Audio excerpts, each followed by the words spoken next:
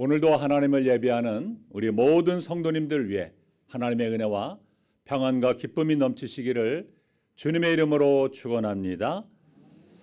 여러분, 우리가 살아가고 있는 이 시대를 가리켜서 불안의 시대, 또 위기의 시대, 상실의 시대라는 말을 합니다. 그렇습니다.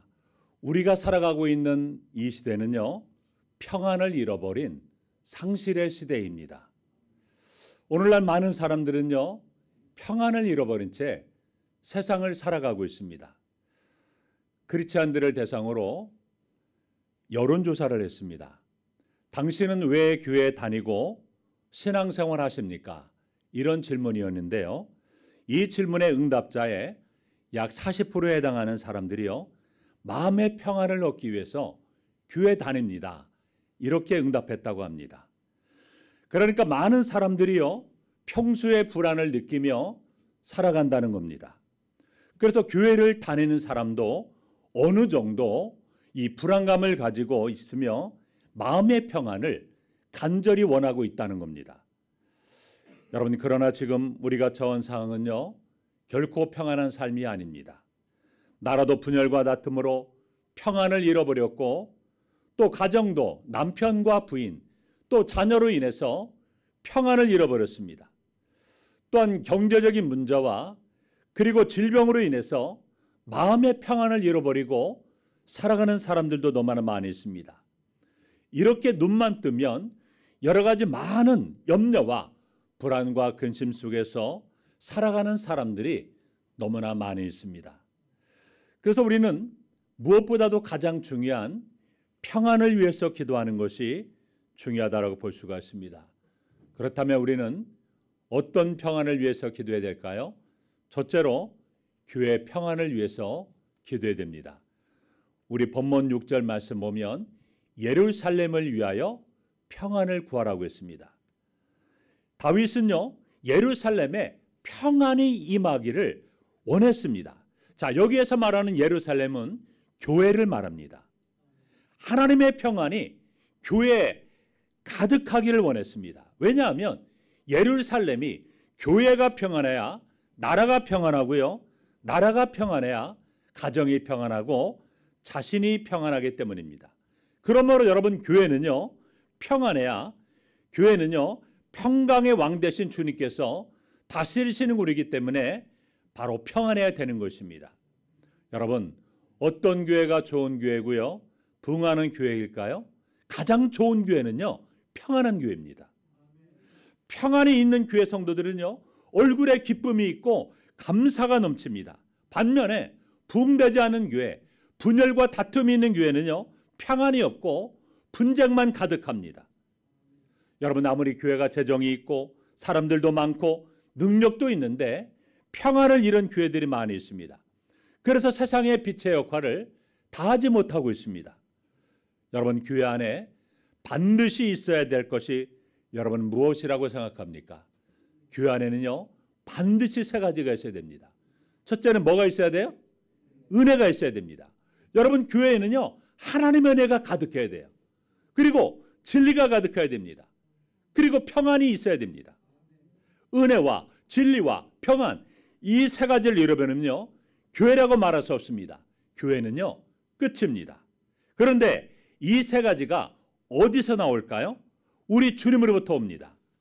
우리 요한복음 1장 14절 말씀을 보면 사도 요한이요, 주님 안에 뭐가 있다고 했습니까? 은혜와 진리가 충만하다고 했습니다. 자, 그리고 16절에 보면 우리가 다 그분의 충만한 데서 받으니 은혜 위에 은혜로라고 말씀합니다. 그러니까 이 말씀은요, 예수 그리스도의 충만한 은혜가 믿는 우리에게도 흘러 넘치는 것을 말하는 것입니다. 자, 이어서 17절을 보면 율법은 모세로 말미암아 주어졌지만 은혜와 진리는 누구로 말미암아 주어졌어요? 예수 그리스도로 말미암아 온 것이라고 분명하게 말씀합니다. 여러분, 평안도요, 우리 주님께서 주시는 것입니다. 그래서 우리 주님께서는요, 부활하신 다음에 제자들에게 제일 먼저 하신 말씀이 무엇입니까? 내가 너희에게 평안을 주노니. 내가 주는 평안은 세상에 주는 평안과 같지 아니하다라고 말씀하셨습니다. 여러분, 우리가 모일 때 주님께서 이곳에 임재하셔서 은혜와 진리와 평안을 주시기를 원합니다. 은혜와 진리의 사람들, 평안을 지닌 사람들이 되기를 주님의 이름으로 축원합니다. 여러분, 우리는 항상 무엇을 위해서 기도해야 합니까? 우리 교회가요, 은혜가 넘치는 교회, 진리가 있고요, 평안이 넘치는 교회가 되도록 기도해야 됩니다. 그런데 여러분, 사탄 마귀는요, 항상 예루살렘인 이 교회를 공격합니다. 교회를요, 막 흔들어 버립니다. 교회가 평안을 잃어버리도록 교회를 끊임없이 공격합니다. 교회가 평안을 잃어버리면요, 교회는요, 아무런 일도 하지 못합니다. 사탄이 세상을 어둡게 만들고요, 또 진리를 사라지게 만들고 세상을 자기 지배하려 두는 방법이 무엇일까요? 교회의 평안을 빼앗는 것입니다. 교회가 평안을 잃어버리면요, 은혜가 사라지고 또 기쁨이 사라집니다. 그 삶의 영적인 승리와 축복도 다 사라집니다. 그러므로 교회만큼 중요한 것이 없습니다. 그래서 교회가 평안을 잃어버리면 참된 예배를 드릴 수 있을까요? 없습니다. 진리를 바르게 가르칠 수도 없습니다. 주님의 정신은 교회에서 죽고 각각의 사람들이 자기 나름대로 옳다고 여겨지는 대로 행하여 세상의 조롱거리로 교회가 전락할 수밖에 없는 것입니다. 그래서 사탄 마귀는요, 항상 교회를 막 흔들고요, 평안을 잃게 만듭니다. 그러므로 우리는 항상 깨어서 기도로 사탄의 괴계를 무너뜨려야 됩니다. 그래서 사도 바울은요, 분쟁과 시기가 가득한 고린도 교회를 향해서 이렇게 말했습니다. 우리 고린도전서 3장 3절 함께 읽어볼까요? 시작. 너희는 아직도 육신에 속한 자로다. 너희 가운데 시기와 분쟁이 있으니 어찌 육신에 속하여 사람을 따라 행함이 아니리요. 고린도 교회 안에는요, 시기와 분쟁이 가득했습니다. 그래서 사도 바울은 너희가 육신에 속한 자라고 했습니다. 세상에 속한 자라는 겁니다. 우리 사도행전 9장 31절 우리 다 함께 한번 읽어보겠습니다. 시작. 그리하여 온 유대와 갈릴리와 사마리아 교회가 평안하여 든든히 서가고 주를 경외함과 성령의 위로로 진행하여 수가 더 많아지니라. 이 말씀을 보면요, 교회가 평안하기 때문에 어떻게 된다고 그랬습니까? 든든하게 서가고 주를 경외함과 성령의 위로가 진행하여 놀라운 부흥의 역사가 일어났다는 것입니다. 그러므로 교회는요, 평안해야 됩니다. 우리는 끊임없이 교회 평안을 위해서 기도해야 됩니다. 교회가 평안하지 않으면요, 개인의 가정도 평안할 수 없습니다. 여러분, 교회가 평안하지 않으면요, 우리의 마음도 평안하지 않고요, 가정도 평안하지 않는 것입니다. 교회가 평안하지 못하고 분쟁하면 성령을 근심시키기 때문에 마음도요, 강팍해질 수밖에 없습니다. 이것을 너무나 잘 알고 있는 사탄 마귀는요, 어떻게든지 수단과 방법을 가리지 않고 교회 안에 수많은 갈등과 분열을 일으키게 됩니다. 그래서 성도들끼리 서로 이간질하게 만들고 서로 나누고 분쟁을 끊임없이 일으킵니다. 그러므로 끊임없이 교회 평안을 위해서 우리는 기도해야 되는 것입니다. 많은 사람들이요, 자신과 또 가정의 평안을 위해서도 기도하지만 교회 평안을 위해서는 기도하지 않습니다. 하지만 우리는 무엇보다도 하나님을 믿는 자녀로서 교회 평안을 위해서 기도해야 됩니다. 여러분, 특별히 본문 6절에 보면 뭐라고 말씀합니까? 예루살렘을 위하여 평안을 구하라고 말씀 다음에 예루살렘을 사랑하는 자는 어떤 복이 주어진다고 했습니까? 형통하리로다. 형통의 복을 하나님이 주시겠다라고 분명히 말씀하고 있습니다. 주님의 교회 평안을 구하고 평안을 도모하는 자들은 하나님께서 항상 형통의 복을 주신 것입니다. 두 번째로 또 우리는 무엇을 위해서 기도해야 될까요? 가정의 평안을 위해서 기도해야 됩니다.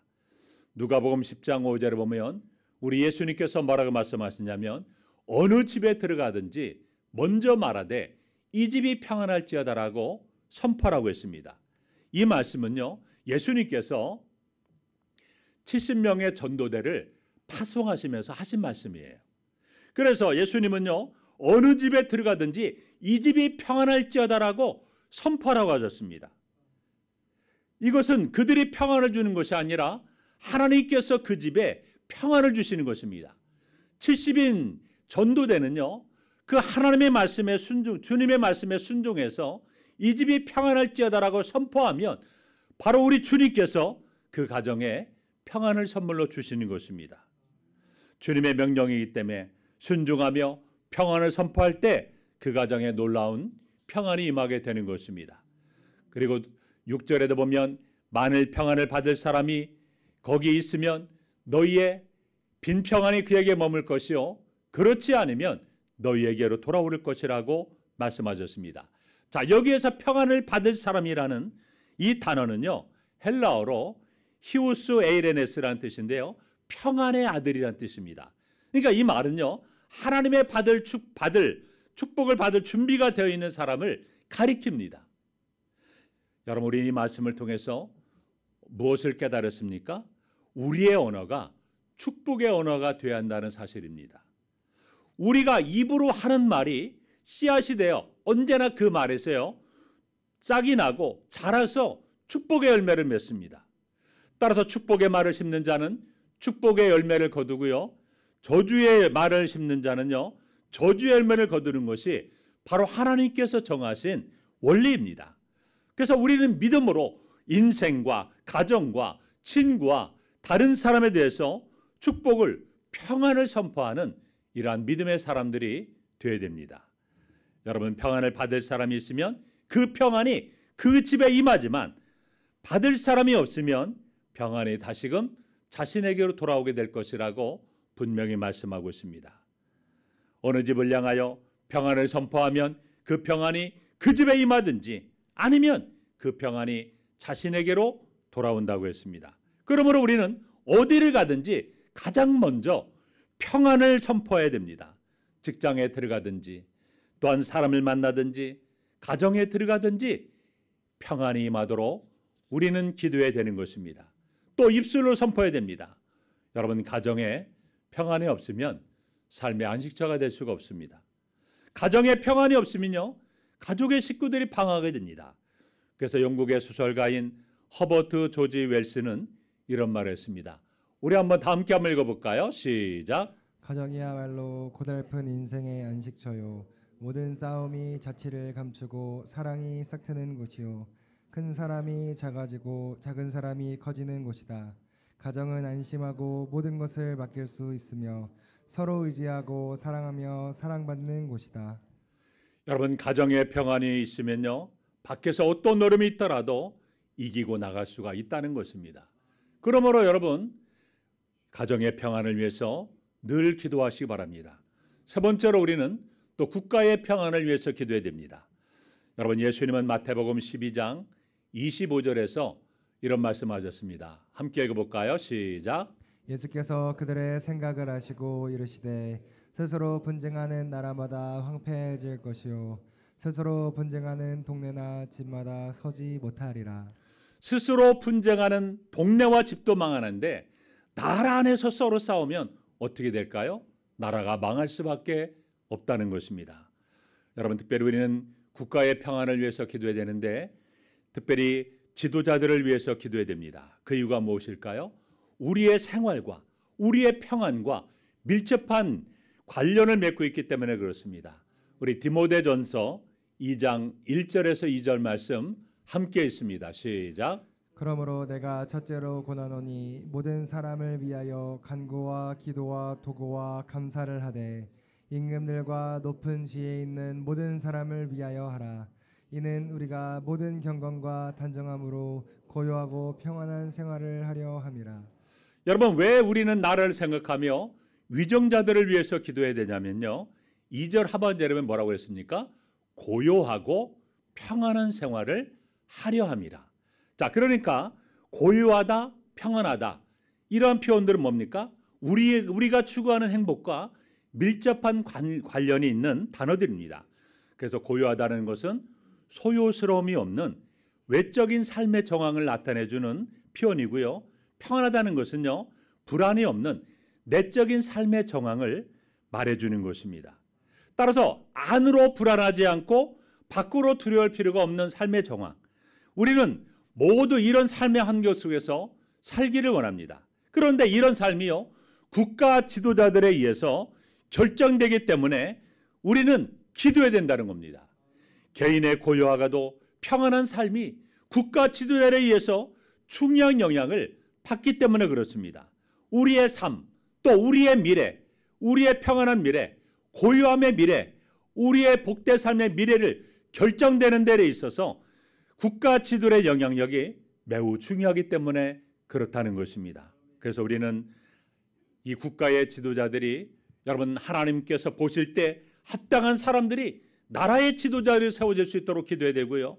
또한 올바르게 그 지도자들이 나라를 잘 섬길 수 있도록 기도해야 되는 것입니다. 여러분 세계 제2차 세계대전 중에 윈스턴 처칠 경이 전기에 보면 이런 일화가 있습니다. 한 번은 영국 국회가요 모여서 아주 중요한 안건을 심의하고 있었습니다. 그런데 수상이었던 처칠이요 앞에 의자에 앉아서 이 머리를 파묻고 졸고 있었습니다. 그러니까 국회의장이 그 모습을 보고 처칠에게 냅다 소리를 질렀습니다. 아니 일국의 수상이란 자가 중요한 의제를 논의한 마당에 아니 어떻게 졸고 계십니까? 그러니까 처칠이 갑자기 눈을 번쩍 뜨더니 하는 소리가 졸다니요. 나는 기도하고 있었습니다. 그러니까 의장이 또 말합니다. 아니 해필이면 왜 이런 때 기도하십니까? 해필은 왜 여기서 기도하십니까? 그때 처칠은 갑자기 뻘떡 자리에서 일어나서 소리쳤습니다. 아니 이때 기도하지 않는다면 언제 기도하란 말입니까? 나라의 중요한 일들이 의논되고 있는 이 자리가 기도하는 자리가 될 수 있다면 없다면 도대체 어디에서 기도하란 말입니까? 사랑하는 성도 여러분, 나라의 위기 가운데 있는 지금이야말로 우리가 나라 민족을 위해서 또 위정자들을 위해서 기도해야 될 가장 중요한 때인 것입니다. 그런데 여러분 디모데전서 2장 1절에 보면 어떻게 기도하라고 말씀합니까? 특별히 여기 보면 모든 사람을 위하여 간구와 기도와 도구와 감사로 기도하라고 했습니다. 자, 이렇게 네 가지가 나오고 있는데 이건 뭐냐면 기도의 모든 방법을 동원해서 기도하라는 겁니다. 여러분 간구는 무엇입니까? 간구라고 하는 것은요 무엇인가를 간절히 이루어달라는 기도입니다. 그래서 하나님께 자기의 소원을 해결을 간구하는 기도입니다. 그리고 기도는요 우리가 교회 안에서 예배 시간은 기도, 그리고 기도의 시간의 기도, 또 개인의 기도, 이런 기도를 말합니다. 또 도구는 뭡니까? 중보 기도를 말하는 거예요. 자, 그리고 감사는 말 그대로 감사입니다. 그래서 아무리 기도를 열심히 해도 감사가 기도에서 빠져버리면 진정한 기도라고 말할 수가 없습니다. 감사의 말로 기도의 마무리입니다. 자, 이렇게 할 수 있는, 사용할 수 있는 모든 형태의 기도의 방법을 동원해서 나라 민족을 위해서 특별히 위정자들을 위해서 기도하라고 말씀합니다. 그런데 여러분 디모데전서 2장 1절에 보면 내가 첫째로 권하노니, 자 여기에서 말하는 첫째는요 뭐 첫째, 둘째, 셋째 이걸 말하는 게 아니라 가장 중요한을 말합니다. 그러니까 위정자들을 위해서 나라 민족을 위해서 기도하는 것이 가장 중요하다는 의미예요. 그것이 바로 첫째로 그 의미라는 말입니다. 그러니까 우리가 나라 민족을 위해서 위정자들을 위해서 기도하는 것이 너무나 중요하다는 겁니다. 마지막 네 번째로 우리는 개인의 평안을 위해서 기도해야 됩니다. 우리 잠언 17장 22절 함께 읽습니다. 시작. 마음의 즐거움은 양약이라도 심령의 근심은 뼈를 마르게 하느니라. 여러분 하나님께서 우리에게 주신 최고의 양약은요 무엇이라고요? 기쁨이에요. 또 로마서 8장 6절 함께 읽습니다. 시작. 육신의 생각은 사망이요 영의 생각은 생명과 평안이니라.